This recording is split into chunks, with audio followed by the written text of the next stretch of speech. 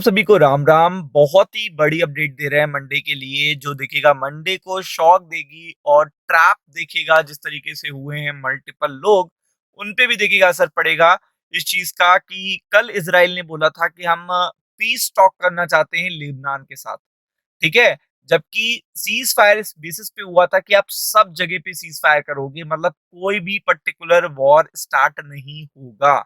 ये पर्टिकुलर बात बोली गई थी, बट ऐसा नहीं हुआ। तो अगर आप यहाँ पे देखेंगे तो इजराइल ने दोनों बातें नहीं मानी है। और कल जिस बेसिस पे इजराइल ने कहा था कि पीस टॉक वो करना चाहता है, बट आज देखिए लेबनान पे कितने मल्टीपल अटैक हो रहे हैं। और अभी मैं आपको ये भी दिखाता हूँ कि ईरान की तरफ से इसका रिस्पॉन्स क्या आया है। ये जानना आपके लिए और भी बहुत जरूरी है। और ये लेबनान पे हमले उस दिन हो रहे हैं जिस दिन देखिएगा यहाँ पे पीस टॉक होनी है यूएस और ईरान के बीच में। मतलब ये वॉर का रोकने का यहाँ पे वार्तालाप होना है, डिस्कशन होना है। स्टिल देखिएगा लेबनान पे अटैक किए जा रहे हैं, वो भी भीषण अटैक किए जा रहे हैं। मतलब ईरान पे अटैक रोके गए हैं तो आप सोच सकते हैं कि कितना ज्यादा वेपनाइज है इस समय इसराइल एंड यूएस। तो आप देख रहे हो सारा हमला लेबनान पे कर रहा है। मतलब ईरान की सारी ताकतों को कम करने की कोशिश की जा रही है, जब तक कि देखिएगा वेट हो रहा है 14 दिनों का। तो ये चीज देखिएगा मार्केट पे बड़ा इम्पैक्ट करने वाली है। और आप देख सकते हैं ये पूरी जगह पे गूगल पे आपको देखने को मिल जाएगी, Iran war live, Israel attack, Lebanon again. देखिए आप देख सकते हैं Lebanon again on eve of US Iran true stock. तो आप देख सकते हैं उस पर्टिकुलर डे पर ये अटैक्स हो रहे हैं, जब एक तरफ आप शांति वार्ता कर रहे हो और दूसरी तरफ अटैक कर रहे हो। तो वो कॉन्फ्लिक्ट ऑफ इंटरेस्ट जो हो रहा है, इस कारण से माना जा रहा है कि फेलियर होगा। यूएस और ईरान के बीच के जो टॉक्स हैं वो फेलियर हो सकते हैं, और इनका मंडे पर बहुत बुरा असर पड़ सकता है।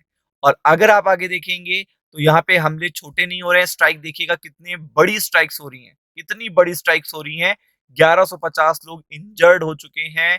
और यहाँ पे बहुत सारी चीजों से, बहुत सारे देखिएगा लेबनान में जो अपने सिटीजन्स हैं उनकी इवैक्यूएशन कंटिन्यू कर रहा है हर एक पर्टिकुलर कंट्री, क्योंकि उसे पता है कि इसराइल रुकने वाला नहीं है। फिर अगर आप आगे देखेंगे तो सेकंड चीज क्या आई है, रिस्पॉन्स में क्या आया है, ईरान क्या कह रहा है अब। ईरान की भी टोन चेंज होती चली जा रही है। पिछले 48 घंटे में ईरान की जितनी टोन चेंज हुई है उससे लग नहीं रहा कि कोई भी यूएस के साथ वो वार्तालाप कर सकता है। तो देखिएगा Iran does not want cease fire, यानी कि खुद ईरान ये कह रहा है कि वो किसी भी तरीके का सीज फायर नहीं चाहता। That allows enemies to attack again, यानी कि अगर वो सीज फायर करता है तो उसको ऐसा लग रहा है कि इसका मतलब वो अलाउ कर रहा है कि एनिमी से और अटैक करो। अब आप देखिए कौन कह रहा है, ये ईरान के deputy foreign minister political affairs Majid Takht कह रहे हैं, has commented on the upcoming Iran talk in Islamabad.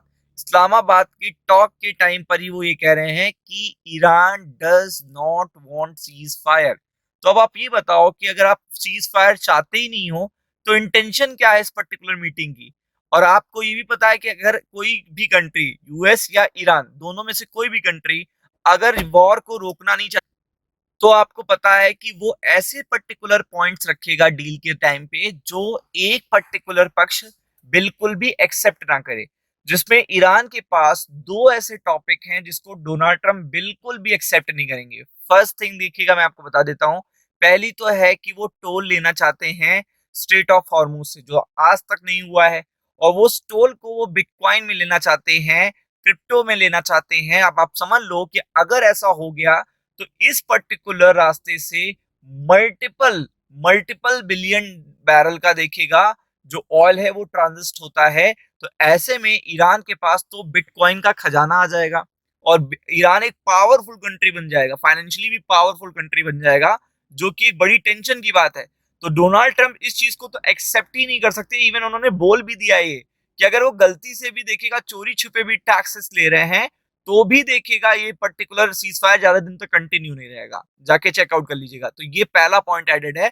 Second point ये एडेड है कि आप न्यूक्लियर इनरिचमेंट नहीं करोगे, जो कि ईरान पहले नहीं मान रहा था जब वॉर स्टार्ट हुआ था। आयतुल्ला की डेथ के बाद भी उन्होंने नहीं माना। तो ये चीज भी एक बड़ा टॉपिक है। इसके बाद आप पूरा हर्जाना भरो, ये जो वॉर में हमारा लॉस हुआ ईरान चाहता है उसका हर्जाना भरा जाए। तो ये सारी चीज़ें ऐसी हैं, पॉइंट्स ऐसे हैं जो स्टॉक को फेलियर की तरफ ले जा रहे हैं और मंडे इसका इम्पैक्ट आप देखोगे। राम-राम।